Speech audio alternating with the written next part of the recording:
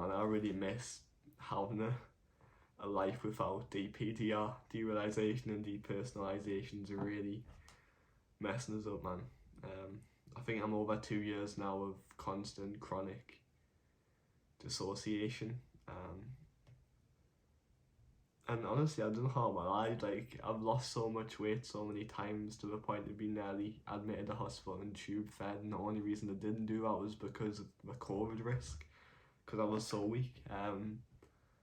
Honestly, like, it's destroying my life. And really, I've just got to get it out of my system. Like, I know so many other people suffer with this around the world. Although it is quite a rare thing, I think probably less than 2% of people have even episodal or chronic DPDR. So it's a really rare thing, which we're obviously very unlucky to experience. Mine was induced by just trauma, intense anxiety from me mental health issues, mental illnesses. And I'm not someone who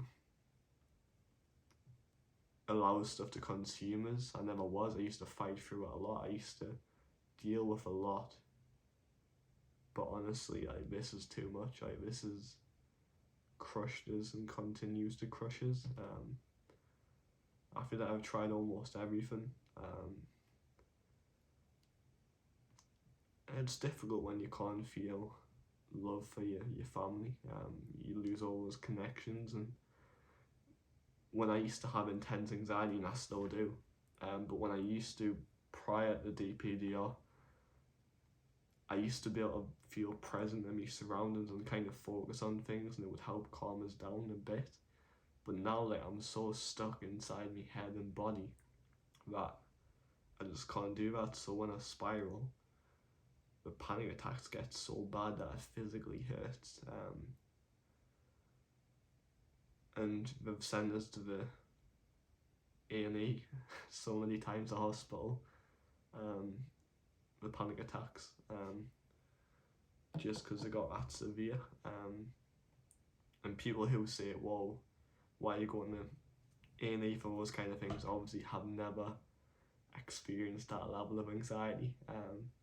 If it's a level of anxiety that can trigger your brain to shut down for 2 years and not allow you to take things in, then it's an intense level. I genuinely think I've seen the flip side of the world, and I'll never be able to see the world the same ever again. Even if I get out of this, like, the perception of life in general and people and is totally changed. Like, in this state, I'm able to kind of assess things without emotion and connection, and I can realise how stupid humanity and society is as a whole. Like, the shit we do is just ridiculous.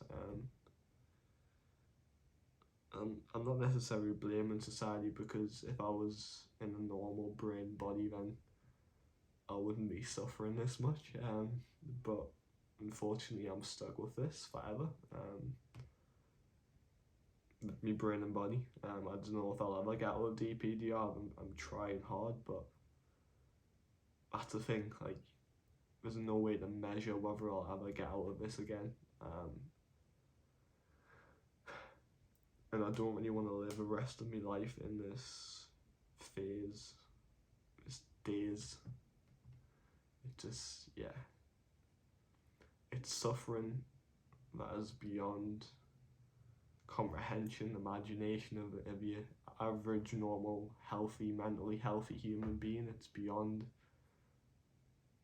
even psychologists who've never been through this shit. Like, I tell my psychologist stuff and she just doesn't understand, because she's never been there. And I feel like I'm constantly in a fight with her, like having to climb a mountain to explain things, and she's just stuck inside a nice little cushy normal brain telling us to do these things when she just doesn't get it. Like, not many people can get what this is like. I'm smiling now, but I'm in so much pain that it's beyond crying. It's beyond emotion. Like, what can I do? What can I really do? I'm trying meds, trying psychologists, therapy, CBT. Hasn't worked. Maybe I'm beyond savable.